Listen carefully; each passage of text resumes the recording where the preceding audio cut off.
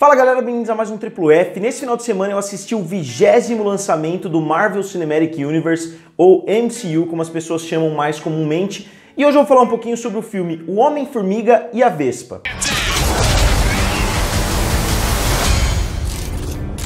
Hey, what'd I miss? We were just tiny!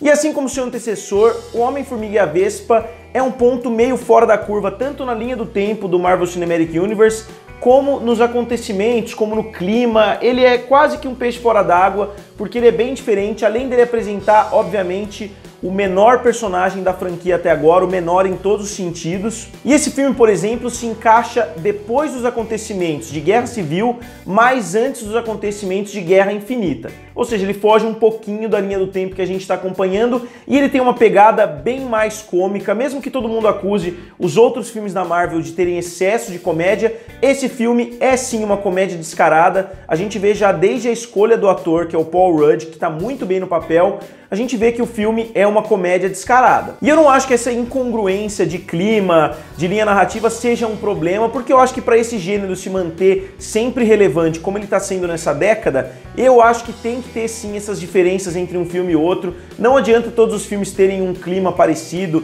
porque eu acho que isso acaba afetando a experiência e as pessoas deixam de assistir. Agora eu vou abordar um pouquinho os detalhes do filme. O filme conta a história do Hank Pym tentando resgatar a sua mulher da dimensão ou do reino quântico, com a ajuda da sua filha Hope e do seu amigo Scott Lang, que é interpretado pelo Paul Rudd. E pra mim isso foi um ponto positivo na história. A história é extremamente concisa, extremamente simples, extremamente objetiva. Eles têm que resgatar ela e para fazer isso eles têm que conseguir algumas peças, algumas coisas de uma máquina, e a gente vê isso é o enredo do filme, eles tentando conseguir essas peças, tentando conseguir essas coisas, enquanto outras pessoas tentam botar a mão na tecnologia que ele criou também. E eu acho que mesmo incluindo algumas referências aos acontecimentos da Guerra Civil, esse filme não fez tanta questão assim de ser incluído no grande esquema das coisas, de tudo que acontecer tem que ter referência com algum outro filme, de a cada momento eles citarem alguma outra pessoa de algum outro filme. Então acho que ele funcionou muito bem como um filme solo, como uma sequência do primeiro, principalmente por essa narrativa simples e linear. E a mulher que eles precisam resgatar, a mãe da Evangeline Lilly, né, a mãe da Hope nesse filme, é interpretada pela Michelle Pfeiffer, ela faz o papel da Janet. E é interessante que esse é o segundo personagem dela em filmes de super-herói. O primeiro foi na DC, onde ela viveu a mais icônica de todas as Mulher Gato, e agora é mais uma atriz que migrou para os filmes da Marvel. Meow. Outro que fez esse mesmo caminho foi o Laurence Fishburne. O Laurence Fishburne fez mais ainda. O Laurence Fishburne está ativamente no universo da DC. Ele interpreta o Perry White, que é o chefe do Clark Kent nos filmes da DC, e agora ele está interpretando um personagem. Ele não rouba a cena em momento algum, mas ele é sempre competente. O Laurence Fishburne é um ator muito bom e, como sempre, ele está competente no papel, mesmo que a narrativa não tenha criado muitas oportunidades dele roubar a cena, mas ele tem algumas cenas bem legais, principalmente envolvendo as cenas com o Michael Douglas, que é quem interpreta o Hank Pym nesse filme. Esses três atores veteranos, obviamente, estão sempre muito bem, e mesmo não roubando a cena nesse filme, eles estão competentes como sempre. O destaque para mim, novamente, foi o Michael Peña. O Michael Peña foi o grande acerto, na minha opinião, desses filmes do Homem-Formiga. Eu acho que ele tá excelente, ele é hilário, todos os momentos com ele são muito bons. A empresa que ele criou, Ex-Con, que é uma piadinha, um trocadilho, também tá muito legal a gente vendo ele tentando resolver como um grupo de bandidos migrou para criar a própria empresa de segurança para tentar melhorar a segurança dos locais que eles próprios roubavam. E além disso, a Evangeline Lilly como a primeira protagonista feminina em um filme da Marvel, a segunda protagonista feminina, né, nessa nova geração de filmes depois do filme da Mulher Maravilha. Ela ainda não é um herói solo, ela divide o protagonismo com o Homem-Formiga, e eu acredito que o filme poderia ter dado uma carga ainda maior para ela. Eu acho que ela poderia ter se destacado um pouco mais, porque mesmo sendo Homem-Formiga e a Vespa, o protagonismo ainda continua em grande parte com o Paul Rudd, com o personagem dele, que é o Scott Lang. Mas eles fazem uma dupla muito boa, ela é séria e mais profissional, enquanto ele, a gente já viu no primeiro filme, ele é completamente descontraído, nada nunca tá sério, ele sempre tem uma piadinha pra fazer. E ele é mais um dos atores extremamente carismáticos que a Marvel conseguiu colocar nesse universo que ela criou. E além disso, eu gostei bastante da participação do Bob Cannavale nesse filme, que é um ator que eu gosto bastante, eu já vi séries com ele, já vi outros filmes mais sérios com ele, e nos poucos momentos que ele aparece, aparece, eu acho que ele rouba a cena, ele é um ator que tem uma presença muito forte. E até a filha do Scott Lang, que geralmente eu não gosto muito de crianças nessas situações, ela tem momentos de comédia bem legais, eu acho que ela interpretou muito bem o papel, mesmo que em alguns poucos momentos do filme a atuação dela não tenha sido tão convincente, mas eu gostei bastante da presença dela no filme. Agora eu vou falar um pouquinho sobre a vilã. Ela não é exatamente uma vilã péssima, porque ela até tem algumas motivações nobres, ela não é aquela versão negativa do herói, mas não poderia ser também, porque o Homem-Formiga 1 já fez isso, então não dá pra gente falar que é mérito da Marvel não ter repetido o mesmo vilão do filme anterior. Mas mesmo com essas motivações nobres, a presença dela é bastante apagada. Eles tentaram difundir muito o papel de vilão em 3 vilões diferentes. Tem a Fantasma, né, que é a vilã principal, tem um grupo do FBI e tem um grupo de gangsters ali que estão tentando roubar a tecnologia do Hank Pym para vender. Então acho que eles acabaram distribuindo a função de vilão entre 3 núcleos diferentes e nenhum desses núcleos funcionou muito bem. Eu acho que o que funcionou até melhor foi o núcleo do FBI, que tem alguns momentos de comédia bem interessantes entre o Hank Pym e o policial. E mesmo as motivações da vilã principal não sendo dinheiro, não sendo poder, a motivação do outro lado dos vilões é essa. Então acho que não dá nem pra gente desculpar o filme por não ter usado dinheiro e poder, que são as motivações mais simples de incluir num filme, como a gente já viu em diversos outros vilões da Marvel, porque eles incluíram em outros vilões no mesmo filme. Agora, pra mim, o ponto mais negativo desse filme foi o excesso de blá blá blá científico.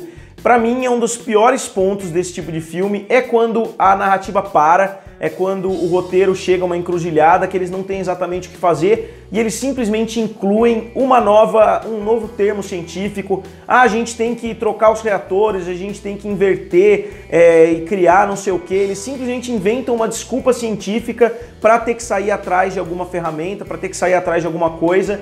E isso acontece umas 5 ou 6 vezes nesse filme. A narrativa praticamente só avança quando eles chegam a alguma encruzilhada científica. Eu acho que num universo que já mostrou alienígenas, já mostrou Thor, muitos seres que fogem um pouquinho da ciência, eu acho que eles não precisariam focar tanto tempo do filme nesse blá blá blá científico, nesse mambo jumbo aí. Ah, a gente precisa inverter os reatores, adicionar um propulsor quântico, e a gente como espectador fica assim, ah, ok, eles vão ter que correr atrás de alguma coisa científica para fazer alguma outra coisa funcionar. Eu não acho que eles deveriam ter perdido tanto tempo, talvez eles pudessem ter trabalhado um pouquinho melhor a química entre a família, que nesse filme tá boa, mas eu acho que não tá tão boa quanto no primeiro. E para dar um pouquinho de mérito pro filme nesse quesito, em diversos momentos onde eles estão com essa carga científica muito alta, eles conseguem tirar alguma piadinha aqui, outra ali, mas eu acho que isso não desculpa o fato do filme ter usado isso como muleta durante o filme todo. Os momentos de ação do filme eu achei que são mais inspirados e mais empolgantes do que do primeiro, com exceção de alguns momentos do primeiro filme que são muito bons. Esse filme é superior em termos de ação, a gente vê que as lutas estão mais bem coreografadas, que eles estão conseguindo incluir melhor as lutas, e a Vespa luta bem melhor do que o Scott Lang, então eles conseguiram incluir uma lutadora muito mais competente usando a mesma roupa do Homem-Formiga, né, que tem o poder de diminuir. E a gente vê também o Giant Man em alguns momentos que pra mim não foram tão bons, poderiam ter sido um pouquinho mais bem aproveitados. Quando ele fica gigante, ele fica muito lentão, ele fica falando todo enrolado. Então eu acho que eles poderiam ter aproveitado um pouquinho melhor, talvez nesse filme ele já pudesse ter um controle um pouquinho melhor de quando ele se transforma em Giant Man. E a tecnologia de diminuir e aumentar as coisas é utilizada quase que a exaustão nesse filme, enquanto no primeiro filme ela era aquele segredo do Hank Pym que só a roupa tinha, e eles incluem algumas outras coisinhas que conseguem diminuir. Nesse filme não, ele consegue diminuir praticamente tudo. E chega em alguns momentos que você pensa, pô, por que eles não diminuíram nesse momento? Por que eles não diminuíram o prédio? Por que eles não diminuíram? Então acho que eles acabaram passando um pouquinho do ponto em quão fácil o Hank Pym tem acesso a essa tecnologia de diminuir e aumentar as coisas. Eu acho que eles poderiam ter utilizado um pouquinho menos e a tecnologia seria tratada como uma coisa um pouquinho mais especial. Então, no final das contas, é um filme extremamente memorável que vai mudar a vida de alguém? Na minha opinião, não. Ele cumpre o papel dele, que é divertir. A gente já viu 2 filmes extremamente pesados da Marvel esse ano, Pantera Negra e o Vingadores Guerra Infinita, talvez sejam os 2 filmes mais densos da empresa. Eu reassisti Pantera Negra essa semana mesmo e realmente são filmes bem mais densos, e eu acho que Homem-Formiga e a Vespa veio muito bem para acompanhar esses outros 2 filmes. Não vai ser um grande sucesso de bilheteria e eu nem acho que é isso que a Marvel espera desse filme. Eu tô tentando entender ainda qual é a estratégia de lançamento da Marvel, mas o fato de eles terem lançado Homem-Formiga com